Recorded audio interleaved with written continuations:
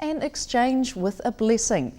First Church has a new minister, well, for 2 months at least.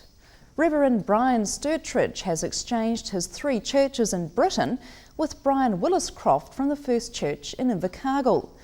The exchange includes everything from the job, cars and even a house is thrown in.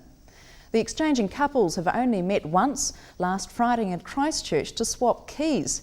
But it seems that the Reverend Sturtridge and his wife Jen have settled in just fine. Deborah Webb with the story.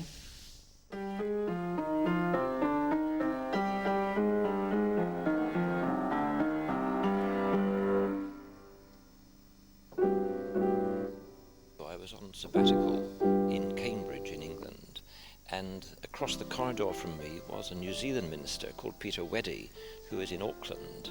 And during the term we were together, he said, "Why don't you come out to New Zealand sometime?"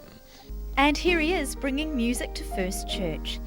It was Reverend Brian Williscott that took up the offer to exchange churches, and it's meant for both reverends and their wives a new address, hundreds of miles from home.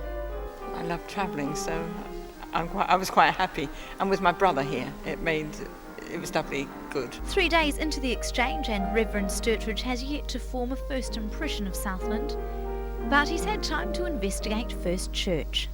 It's a much bigger building than ours, and also I'm minister of 3 churches. Dursley, the town, the church is called the Tabernacle, and it's a building built in 1808. And also I have 2 very small village churches a few miles out of Dursley. And what of his church members back in Britain?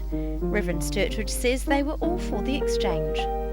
They were very happy about this. I'd only just moved to the town just a year ago, so when I went there for interview, this exchange with Brian Williscroft was a possibility.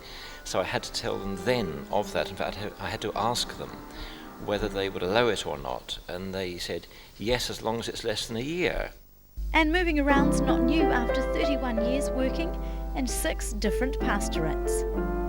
Reverend Sturtridge and his wife Jen will return to Dursley in June in time for a course, and we hear there's a piano teacher waiting for the return of her star pupil.